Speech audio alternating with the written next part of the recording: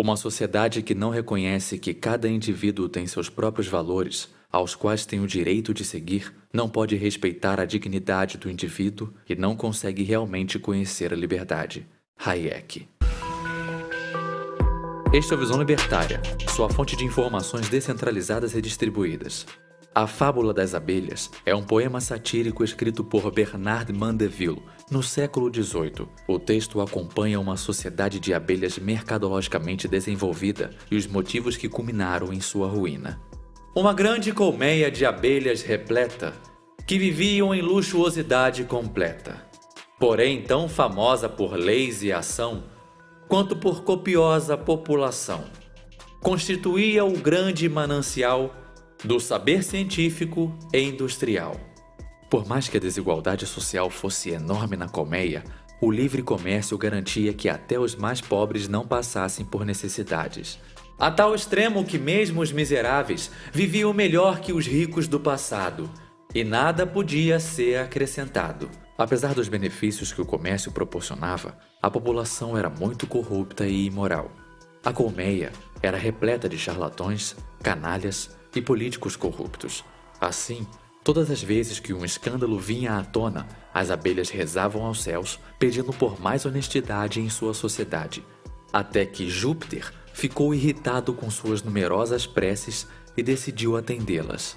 Encheu a colmeia de honestidade e satisfação e, consequentemente, a jogou em uma crise econômica irrecuperável. Artes e ofícios mortos estão. Ruína da indústria. A satisfação faz com que apreciem o que possuem e nada mais cobicem ou busquem. E esse foi o fim da antes rica e gloriosa colmeia, destruída pelo fim dos vícios e ambições de seus habitantes.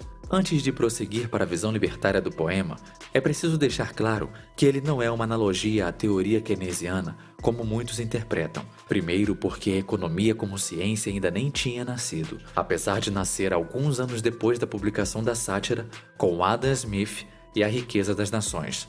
E segundo, que o próprio autor descreve a história como uma crítica à crença de que uma sociedade pode ser ao mesmo tempo rica e com uniformidade moral e de pensamento, argumentando que as ambições particulares de cada um elevam o padrão de vida de todos, como sua citação literal pode nos mostrar. O princípio objetivo da fábula é mostrar a impossibilidade de usufruir lodosos mas elegantes confortos da vida, com os quais nos deparamos em qualquer nação industriosa, rica e poderosa, e ao mesmo tempo ser abençoado com toda a virtude e inocência que se poderia desejar numa idade de ouro. Não é à toa que o poema também é conhecido como Vícios Privados, Benefícios Públicos. Ou seja, a desigualdade e o vício não são filhos indesejáveis do capitalismo, são os pais deste. Pelo fato das pessoas serem diferentes em competência e preferências, é que o livre mercado se torna possível. Ele é uma extensão social de uma verdade natural. O capitalismo, diferente de outros sistemas econômicos, não foi inventado por um teórico. Ele simplesmente nasceu com o desenrolar da civilização e posteriormente estudado.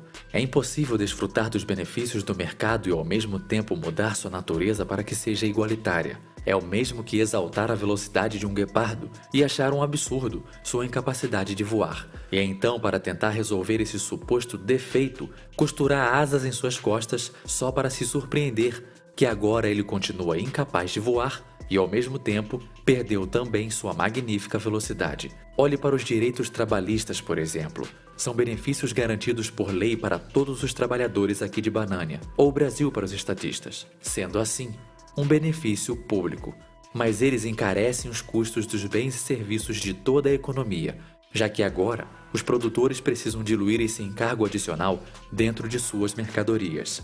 O desejo de alcançar o bem de todos é um inimigo de si mesmo. Quando um terceiro impõe regras sobre uma relação voluntária, o peso cairá sempre na parte mais fraca.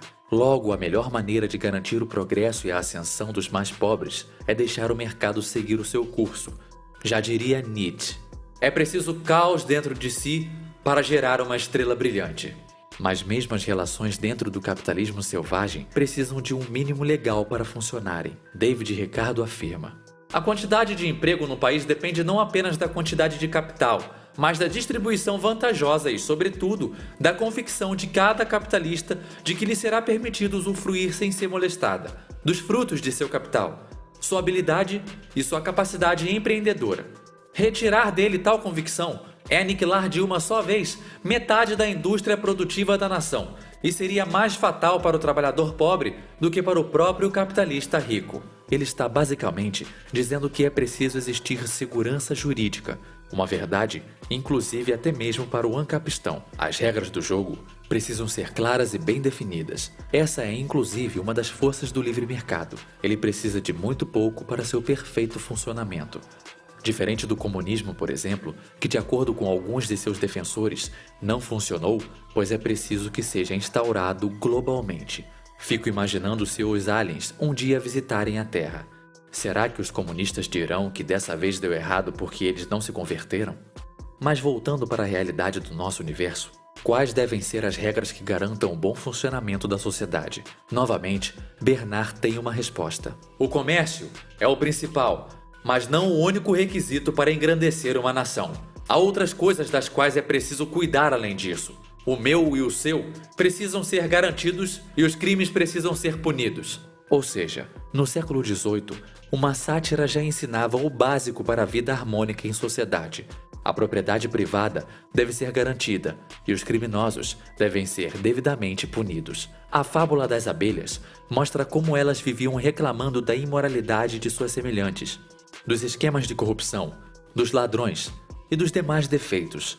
E mesmo assim, tinham uma vida próspera e bem-sucedida. Os requisitos éticos para o funcionamento de uma sociedade são muito poucos, por mais que historicamente muito difíceis de implementar. O fim do poema é trágico. As abelhas abandonaram a força motriz do progresso, a vontade de melhorar a própria condição e depois de uma guerra que matou milhares, se mudaram para uma árvore oca, onde poderiam viver satisfeitas, contemplando sua própria igualdade na miséria. O que aperfeiçoou sua moderação, tanto que, para evitar sua dissipação, instalaram-se de uma árvore na cavidade, abençoadas com satisfação e honestidade. Obrigado por sua audiência. Esse artigo foi sugerido e escrito por Luluxo Convertido, revisado e narrado por mim, Leafar. Se você gostou deste vídeo, clique no ícone de curtir abaixo e compartilhe o vídeo em sua rede social. Se você deseja ser notificado de outros vídeos, clique em se inscrever e depois no ícone de campainha. Visite o meu canal Liberdade Cultural. Lá também fazemos analogias libertárias com obras fictícias. Um abraço e até a próxima.